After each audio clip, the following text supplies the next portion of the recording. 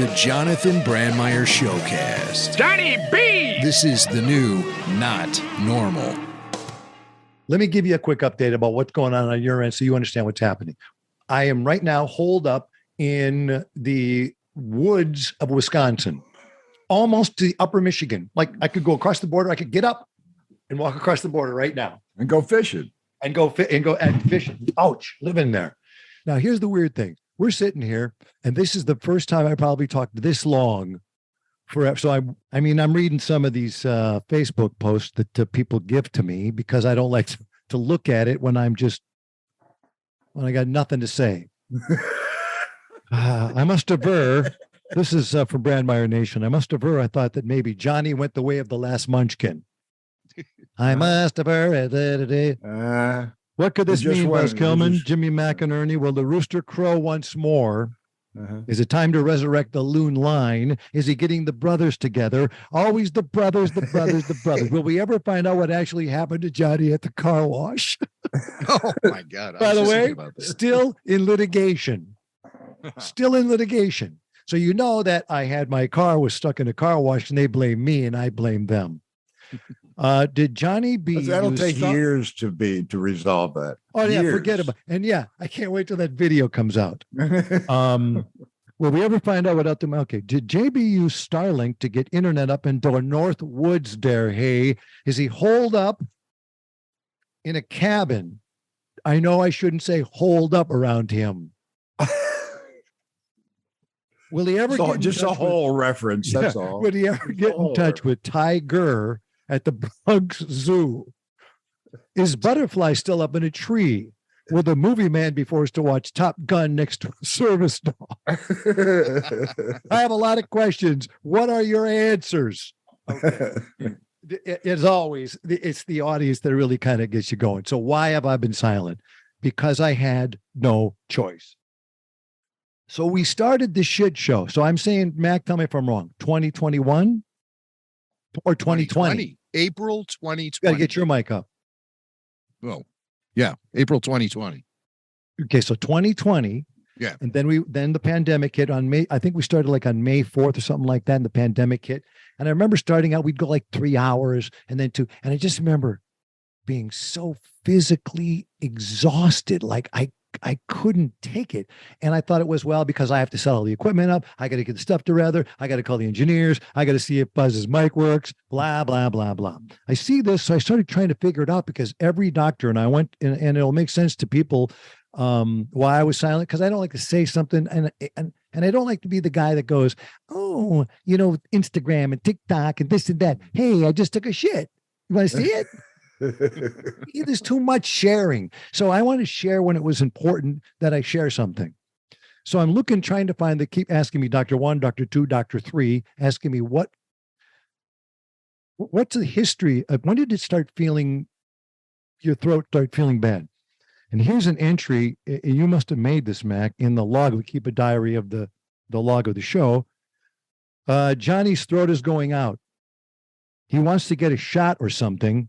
Don't put that in the universe, he says. That's in the log. So I'm going, yeah, okay. You should go see a doctor. Okay, I'm going to go see a doctor. Now, my opinion of going to see a doctor is this. I'm going to go into a doctor. And I'm going to say, I have a sore throat. It just keeps going out. It gets weaker and weaker and weaker. And so can you give me a shot or B12 or whatever you give me? And I got to get going. Okay. I love the B12 thing. Go ahead, because that's good. Well, but Buzz, aren't you thinking to yourself, oh, wow, it's just it's just a sore throat. If I get a shot, no problem. Right. So Dr. 1, and these are major hospitals in Chicago to begin with. And I'm not saying anything negative about any doctor. All I'll say is this: you've got to get a second opinion. Doctor number 1, this is me alone in the doctor's office in this particular Chicago hospital.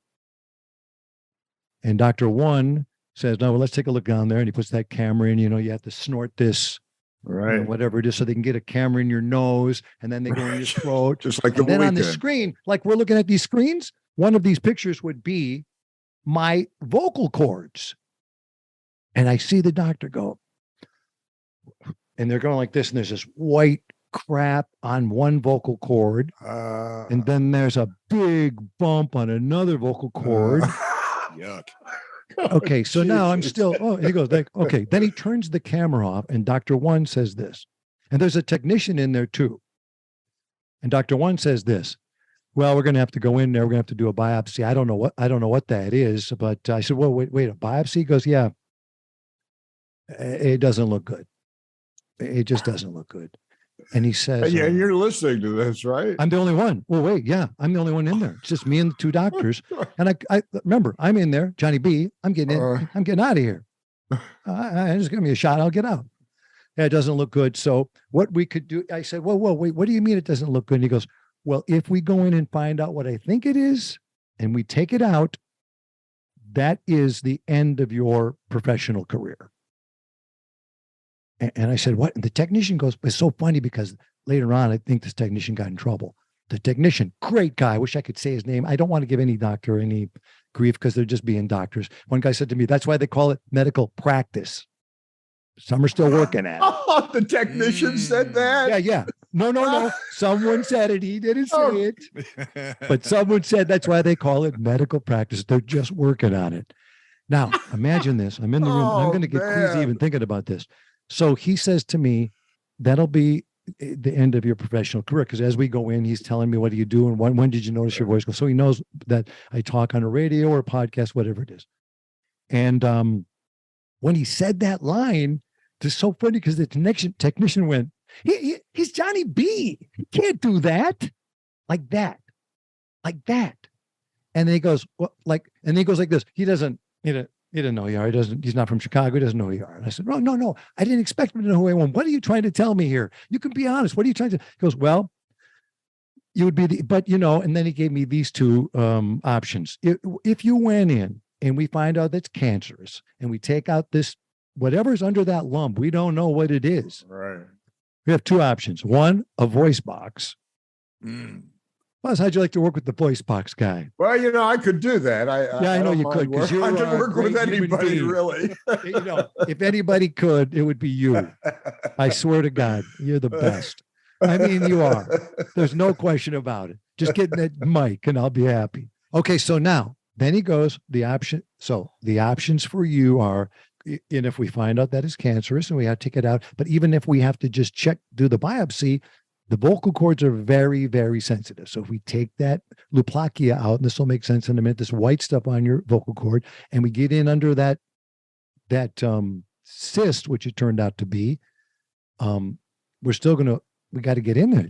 It will touch the vocal cord, and that could be voice box, and even if it's not cancerous, and it would be probably 5 to 6 weeks of radiation every single day for 5 or 6 weeks. So now I'm in there and they're just silent.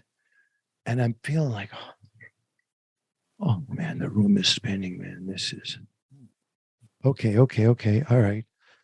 So I remember walking out of the hospital. I'm walking in the rain back to the hotel. I'm at a hotel. And I was like wandering, like, what? This is it. This is how it ends? I'm just are you kidding me? Oh my God. So he set the appointment and I'm going in to get this surgery. Doctor number 2 said, we got to go in. We got to get the surgery. He didn't say anything different than the other one. We got to go in. We got to cut this thing out. So I'm getting ready for it. This is no joke. I'm looking at ashrams in Arizona for holistic healing. I'm looking every single place we can look. My whole family, I didn't alert anyone, but I wanted to alert, of course, Lisa, who I went back into the hotel room, and she goes, how did it go? And I just broke out in tears. I didn't even know why. I just started crying. And I thought, well, it's the end of your life, apparently. I'd be crying as well. I guess they have to say that, but this is going to be really, this is really amazing. So we're looking, you know how many things, of course, ladies and gentlemen, are on the internet. So many things. Do this, do that, don't do that, gargle with shit, whatever. Whatever it is, you find it on the internet. And then Lisa says, hey, look at this article from the Chicago Tribune in 2017 about Pat Hughes. I have the article here. Pat Hughes has recovered from 3 throat surgeries over the last 3 years. No one knows it because Pat's about as private as I can be. He doesn't talk. He's a great guy, Hall of Famer, Cubs broadcaster, Pat Hughes. So we contact Len Casper, White Sox broadcaster, and he calls. This is on a Sunday, and he contacts Pat Hughes. Bingo, my phone rings. It's Pat Hughes. Oh, hi, hey man, how's it going? Nice to talk. He goes, "What's going on, Johnny? Tell me about your problem." Radio guy. No, but just a great. I always heard that Pat Hughes, one of the nicest guys. Believe me, hands down, he is. He goes, "What's the problem?" I said, "Well, I got the thing on the vocal cords, and I read your article, and it was so uplifting. And I was I'm going into surgery, and I don't want to go into surgery if I don't know what's going on. I can't lose my voice." He goes, "No, stop. You need Dr. Aaron Friedman. He's in Chicago, blah, blah, blah. Dr. Aaron Friedman." So I go, "Great. Yeah, Johnny, 3 surgeries, as you can hear. And every time now, I would never listen to a baseball game, ever. But I was before the surgery. I'm listening to Pat Hughes. I'm turning it up. Listen to his voice. Like crazy. Turn the Cubs game off. Listen. Oh my God, he sounds great. Pat Hughes sounds great. 3 surgeries." Right. Did he make you a baseball fan? No, I'm not. No, I'm not really. It's too long. Come on. The miracle 3 is innings. limited. Yeah. World Series. Yeah. Give me 2 innings at the end and I'll be good. The last 2, 8, 9, I'll take those. So his name is Dr. Aaron Friedman. So it turns out he's not in Chicago anymore. And here comes the bad part for that. He's in Cincinnati.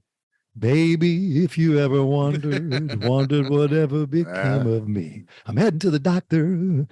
Yeah, Cincinnati. So I got to go from the Northwoods of Wisconsin to Cincinnati. So appointment number 1, he sees it. First he called so Pat Hughes called me. Then the doctor called me on a Sunday night. We talked for 45 minutes. I sent him pictures that they took from the first doctors. So he goes, "Come on and see me. We'll make an appointment." Appointment number 1, he goes, "Let's do surgery. Let's get in there. And if I see something, I'm going to," his whole thing is to save the vocal cords at all costs. Get in, take as minimal amount for the biopsy, and that's it. Dr. Aaron Friedman. Unbelievable. So that's Pat Hughes. Okay. Pat Hughes and David Haw of The Score, Mully and Haw on The Score, which I listen to religiously. I don't know why. I'm just fixated on all of that sports talk because I think it's really the only last bastion of talk radio. I really do believe it. There's nothing else out there except evil. Okay, now, or craziness in the world, just craziness. I'm sitting in the lobby waiting to go in for my blood test and my 3rd CT scan. I'm sitting there and waiting, and this lady comes in. This is mask period. She comes in, and she won't put a mask on. And the doctor says, the assistant said, "The doctor, you got to put a mask on." "I'm putting a mask on. I can't breathe with a mask on, and I don't need to wear a mask. A mask is bullshit. I'm not going to do it." And these assistants at the counter, the receptionist, are going, "Ma'am, you have to put a mask on." She goes, "I'm telling you right now, I'm not leaving. There's no way." And she comes up to them, and then I stand up. Okay, so she comes up to me. And run away. Like I said, "I'm just waiting for the doctor." And I get between. Oh, see, I'll do it like that. She's right there. I'm right here. I'm just waiting for the my doctor's appointment. What's going on? "They want me to wear a mask." Come on. That's no big deal. I'm just standing there. So she couldn't get at those people. Johnny, be the bodyguard, bitch. Yeah. Yeah. Protecting receptionists from Karens everywhere. Yeah. Anyway, so that was that. Okay, where did I leave off? Blood test, stress test, CT scans. And then I went to Cincinnati. He saw what he saw, and he said, "We're going to go in there." And I'll never forget. He goes, "We're going to go in there and see what we get, and I'm going to be very, very careful." So he goes in, and he thought, "I'm not going to touch anything. I don't need to." He got enough for the biopsy. He took the cyst out, which was unbelievable. This giant thing, and he goes, "No wonder. There's no way. It just wears down, and you done. You're cooked." But in the middle of surgery, he stopped and he said, "I'm done." He goes, "I thought about you. You're living up in the woods there. You got to come back to Cincinnati. But if we got to come back, we got to come back. But I'm not touching it. Let's try this." And that is the audible call of my life. If those other doctors just went in and did that, let's take this out, let's take that out, it's over. I'd be Val Kilmer in Top Gun. Did you see Val Kilmer in Top Gun? I did, but it was 30 years ago, so I don't remember. No. The new one. Oh, no, I haven't. No. Oh, okay. Well, here's a sidebar to this. I come back. I cannot speak. Literally cannot speak. I'm not allowed to. Okay. There's a button. I had to wear this button that says, I cannot speak. I'm on voice rest only. UC Medical Center, Cincinnati. And you get in there, how you doing? I couldn't believe it. Anyway, so now I come out of the surgery, dead silent. So that was on May 4th, 2022, this year. I come out, I cannot speak. I cannot say a word. All I could do was, and Lisa goes, you are the worst charades player in the world. And I started looking at my text that I sent.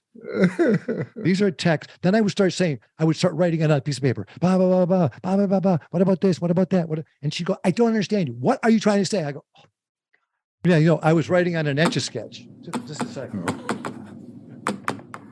So I would just lay there in bed after the surgery. You couldn't speak and say anything. And then you couldn't talk for 2 weeks. Then you could talk for 5 minutes per hour in the next 3 weeks. Then you could talk for 10 minutes per hour in the next 2 weeks. It's just unbelievable.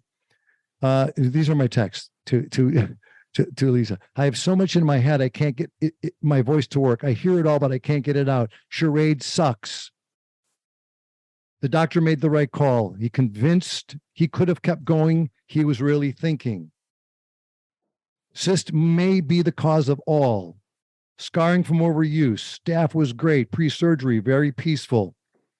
Oh, he did say, we got you, John. He just goes like this. All the lights, everybody comes in. I mean, I don't know how these people do this thing. These doctors who go in with these little things and get that stuff out. You can't believe it. He just goes like this. I'm laying there, blah, blah, blah. And he goes, we got you, John. We got you. And I was like, oh, that's so cool. It was so cool. Do you realize how many things could have gone wrong? Praise Jesus. This is me texting to Lisa. How do I get cysts? Can you imagine that? I can't wait till he talks so he stops texting me. Doctor's amazing. I'm grateful to have a voice. It would have been gone. And then, this is the constipation. The worst thing I could say that I had ever. I've never experienced constipation. Raise your hands if you have. Never have. No. I mean, couldn't. I couldn't go. Anesthesia. Whatever they give you, it plugs you up. But I've never had that problem. Never. I said, okay. I'm sitting there like I'm in pain, and I text. I go, listen, I can't go to them. She goes, well, wait, I might have to give you an enema. I said, there's no way you're giving me an enema. And then when I dropped that's when you got to call Buzz. That's when Buzz and gives me an enema. Buzz, Buzz, I hate to bother you, but I just can't take a crap. Is there any way? Sure. Johnny, I'll leave the house for you, John. That's right, Johnny. I'll be right there. You know what? I wouldn't doubt it. I said to Mr. Me, hallelujah, I win. I don't have to ever hear you say the word enema to me again, ever. I just started jogging in place. They say exercise moves it. Bingo, I birthed the baby. As anyway, with all my complaints about constipation, at least in all caps, I don't have cancer. And then she goes, amen. This is something, and I'm sure you've experienced this. These gowns, I go crazy. I look awesome in a gown. From the front. Yeah, say that. But why can't they? I look awesome in a gown in the back too, Buzz. Believe me. You know why? Because I tie it in the back. I can't tie a gown. Now I'm being serious, doctors and people who run hospitals. How hard is it to get a gown? You just go like this over your head, right? Right. Mm. And then the nurse got the drapes. Are you done yet? Are you finished? Yeah. Right? It's so hard to put the gown on, man. Next 3 weeks. Vocal cord exercises. I'm doing that, which I saw Luke Bryan do for a commercial for CMA that he's going to be hosting with, or did host, if you see it, with Peyton Manning. He goes, yeah, what I have to do is this.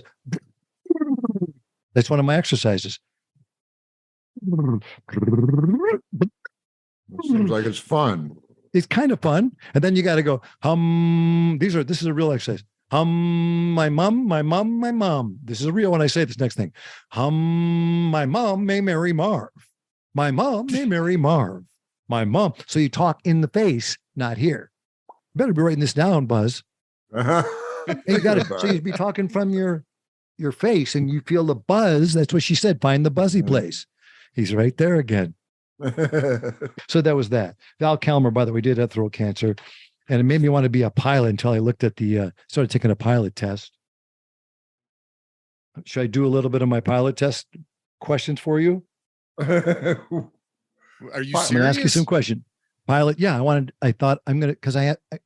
I thought this driving is getting ridiculous. Do you ever drive through Indiana? Yes. Oh my Yes, God, I it's a have. construction Buzz. It's a nightmare, right? Construction nightmare. Even without the construction, it's questionable. That's, by the way, I mean, that's the tourist slogan. Indiana, even without the construction, it's questionable. Can't get it all on a license plate, but it's better than the wandering state or whatever that was. I wonder why it's a state. Okay. True or false? Every takeoff is optional. Every landing is mandatory. True True or false? True. Flying is not dangerous. Crashing is dangerous. The only time you can have too much fuel is when you're on fire. These are real questions. Yeah. Always try to keep the number of landings you make equal to the number of takeoffs you've made.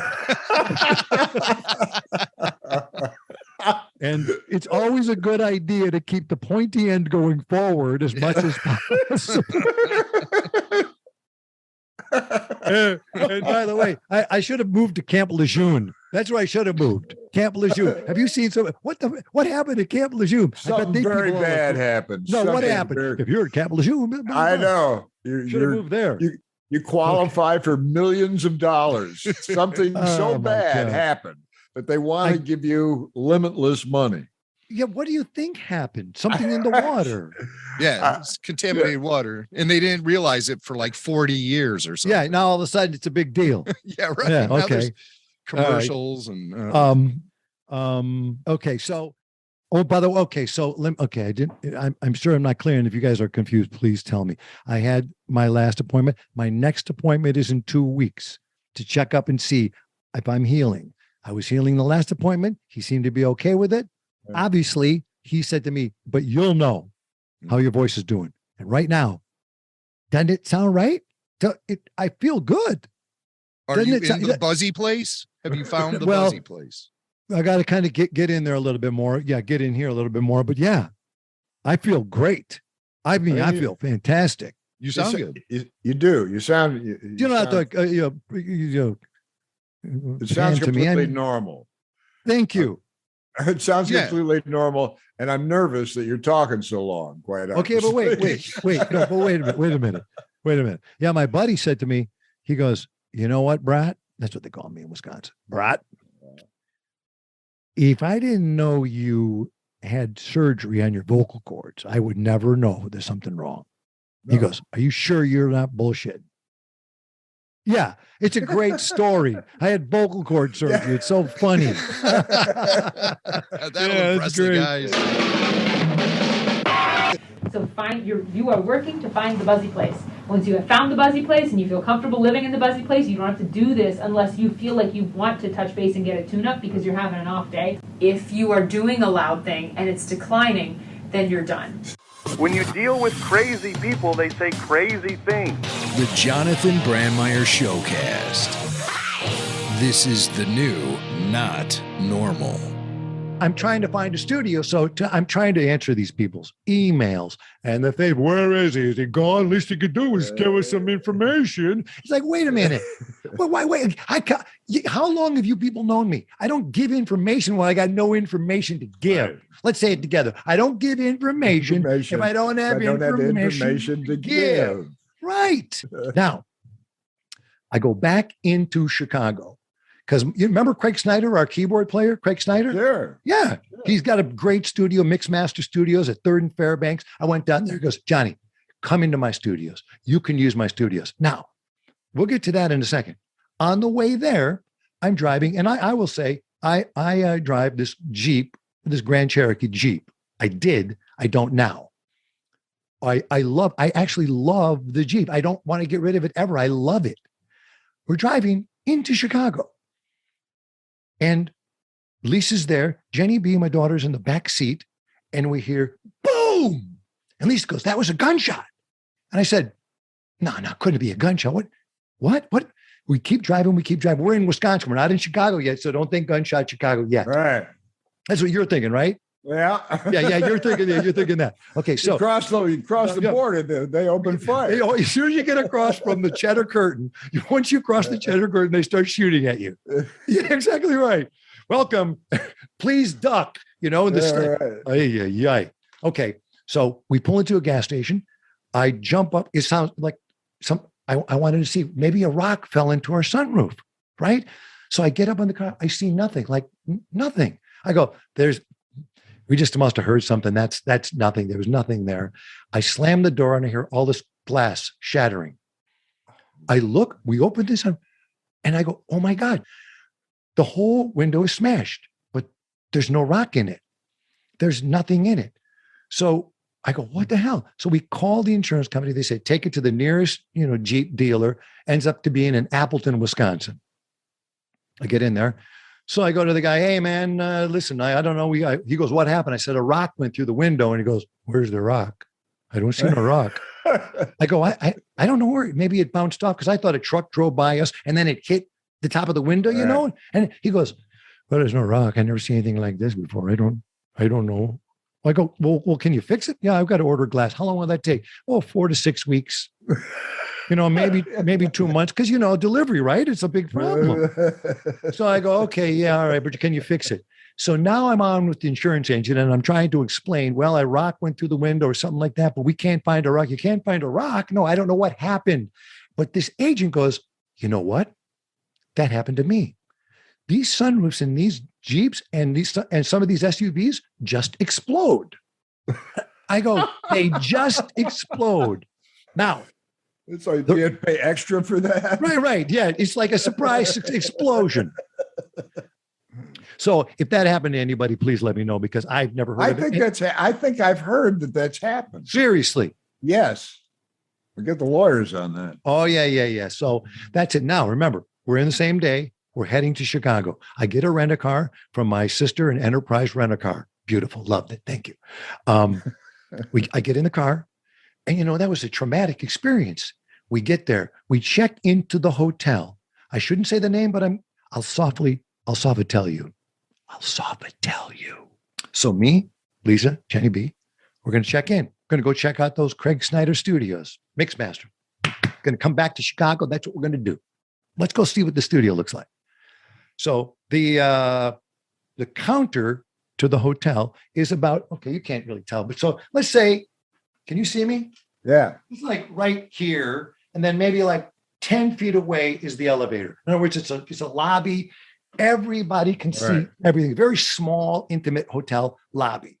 Anyway, so Lisa checks in. I take the 2 heavy bags. I roll them into the elevator. And so the bags are in front of me and Jenny's next to me. And then Lisa gets in with her bag and her bag, just 1 second, she's pulling it in and it just kind of catches on the transom of the elevator, right? For 1 second, all of a sudden, a guy out of the blue comes out and a wiry little dude, like an older man, and he's trying to help her push the bag up. And I go, oh, thank you, sir. Thank you. And Lisa goes, I got it now. I got it. Thank you. And he's pushing the bag up. He's pushing the bag up. And Lisa goes, I got it. And she looks at me like, I got it. I said, sir, thank you very much. She's got it. The guy reaches in, pushes the elevator buttons up any floor, slams the button and runs away. And Lisa, I said, remember, this guy's there. He's running out the door. And I go, thank you, sir. Thank you for trying. Thank you. And Lisa goes, he just stole my wallet. He stole everything. He stole my wallet. And the elevator's going up. I'm hitting the alarm. Ding, ding, ding, ding, ding, ding, ding, ding, ding. Like, please, get down. I open the door. I go, did anybody just see the guy run out the door? Everybody just, A guy? I didn't see a guy. Oh, That that is guy- a slick move, man. Buzz, it gets slicker. This dude, I hope you see this. It gets slicker. So now I said, nobody saw the guy. The manager comes over. What just happened? She goes, what just happened? We just got robbed. The guy he was in your lobby. He came in and ran out the door. Nobody saw him. The security guy comes over. What happened? I told him what happened. As we're talking, my phone lights up. Beep, beep, beep. Did you just spend $3,600 at Neiman Marcus? No, Buzz. Oh, Buzz. Jesus. Listen to me. This is within 5 to 10 minutes. He must have just bolted or handed that card off, went into Neiman Marcus. Okay, we're flabbergasted by that. All of a sudden, ding, ding, ding, Lisa's goes off. Boom. Did you just spend $4,000 at Saks Fifth Avenue? Bing, bing, bing, bing, bing. Boom. Next one, Nordstrom. Did you give unbelievable? First of all, let me just say this. I am impressed by his buying expertise. Exactly. How do you go into Saks Fifth Avenue in 5 minutes, know that for something for $3,600 you're going to purchase, and then head right over to Neiman Marcus and spend another $4,000? If I gave you right now, Buzz, I gave you $3,600. Quick, get to Neiman Marcus and pick something out. What are you coming back with? I couldn't get to Five Guys. No. I wouldn't even. I'd be in there going, oh well, let me see here. Blah, blah, blah. It's that's all pre-planned, man. Yeah. That's an organizational tree. I mean, he knows exactly what he's doing. Not he. He's But probably not even doing it. But yeah, Buzz, you're exactly right. Even so, I said, okay, you guys got cameras, right? You got cameras. He goes, yeah, we'll take a look at the cameras. I go, okay, and you'll show the Chicago cops. You'll show them the cameras. Yeah. Oh, okay, yeah, we'll do that. But no. So I said, just call the cops. At least report it. And that guy said, the manager of the hotel said, yeah, we called them, and they're not gonna come down to follow it, but follow a police report. And this is what my favorite line is. They said that we'll keep a lookout for your credit cards. Are you going to keep a lookout for my credit cards? The Chicago police got enough to worry about without. Yeah, dispatch. I think I found Brandmeier's Costco card. Yeah. Come back with that. Yeah, Jonathan Brandmeier's Costco card. Yeah. What are we saying? And nobody did anything. We filled out a police report, and that's the end of it. But because one cop I talked to said, why do they call it organized crime? Because it was very organized, very organized. So that was that. And then, but the hotel, they didn't say that. Oh, so sorry to have it happen. Blah blah blah. We're checking out, and the guy goes, the same guy that was in the lobby, the manager that saw it happen, that we said, he said, how was your stay?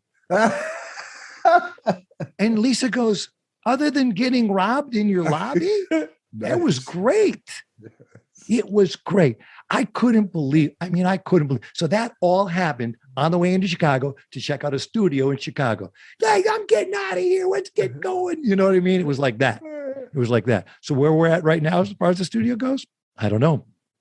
I don't know. We're going to figure it out unless I can go live with you, Buzz. So I got an empty house. Where's Piper? Piper's living with her boyfriend. Oh my goodness. Do you like the guy? Do you like him? No. Ooh.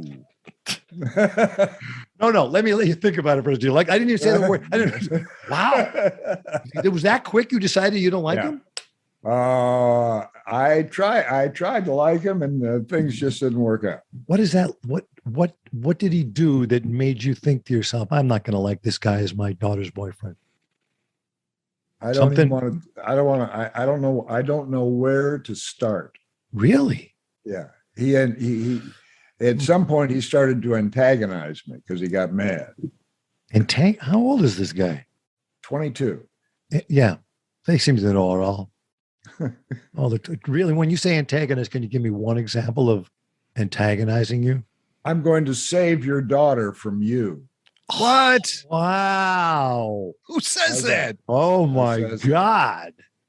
I'm going to save my daughter from you. Oh, you want to stay for dinner? We can talk about it. Iron out the details. What the hell?